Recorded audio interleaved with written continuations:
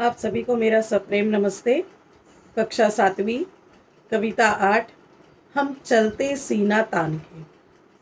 कवि डॉक्टर हरिवंश राय बच्चन।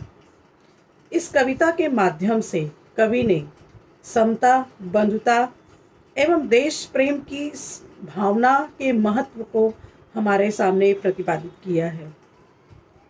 धर्म अलग हो, जाति अलग हो, वर्ण अलग हो, भाषाएं, पर्वत सागर तट वन मरुस्थल मैदानों से हम आए। फौजी वर्दी में हम सबसे पहले हिंदुस्तान के, भारत माता के बेटे हम चलते सीना तान के।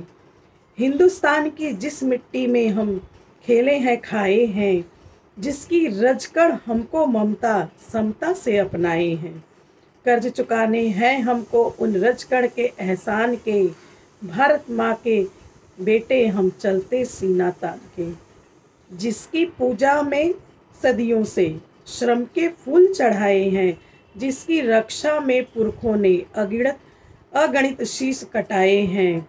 हम रखवाले पौरुष वाले उसके गौरव मान के, भारत माता के बेटे हम चलते सीना तान के। हम गिर जाएं किंतु न गिरने देंगे देश निशान को, हम मिट जाएं किंतु न मिटने देंगे हिंदुस्तान को। हम सबसे आगे रहते अवसर पर बलिदान के, भारत माँ के बेटे हम चलते सीना तान के। जो वीरत्व विवेक समर में हम सैनिक दिखलाएंगे, जिसकी गाथाएं भारत के गांव नगर घर गाएंगे। अनगित कंठों में गूंजेंगे बोल हमारे गान के, भारत माँ के बेटे हम चलते सीना तान के, चलते सीना तान के। हम चलते सीना तान के इस कविता में कवि ने चाहे धर्म अलग हो, जाति अलग हो, भाषा अलग हो, फिर भी हम सबसे पहले हिंदुस्तानी हैं, इस बात को बताने का प्रयास किया है।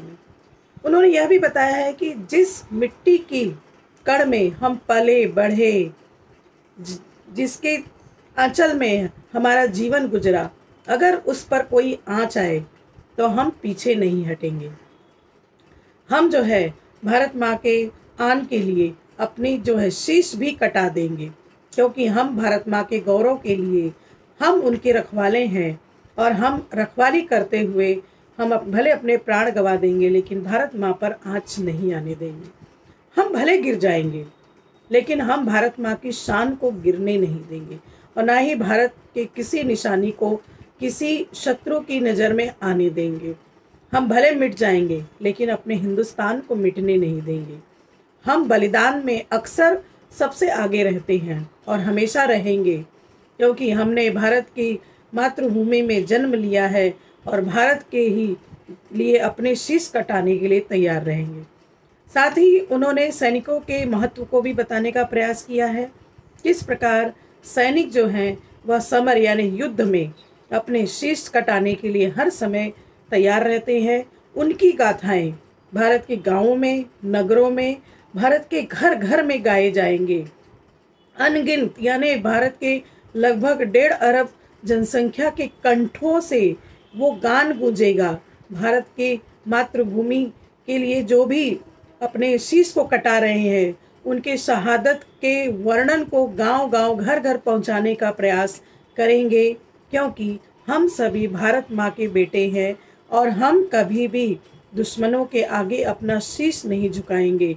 हम सीना तान के चले हैं और सीना तान के चलते ही रहेंगे, चाहे हम किसी भी जाति, धर्म, भाषा, प्रांत कहीं के भी हो। लेकिन सबसे पहले हम जो है भारतवासी हैं, हम भारत माँ के बेटे हैं। हमारे देश को माता के रूप में माना गया है और भारत को माँ के समान मानते हुए भारत के पुत्र जो हैं, भारत के लोग जो हैं, भारत की शान में अपनी जान तक गंवाने के लिए तैयार हैं। इस कविता के माध्यम से कवि ने समानता, बंधुत्व, प्रेम, राष्ट्रभक्ति, देशभक्ति, अनगिनत भावनाओं को हमारे सामने इस कविता के माध्यम से रखने का प्रयास किया है। धन्यवाद।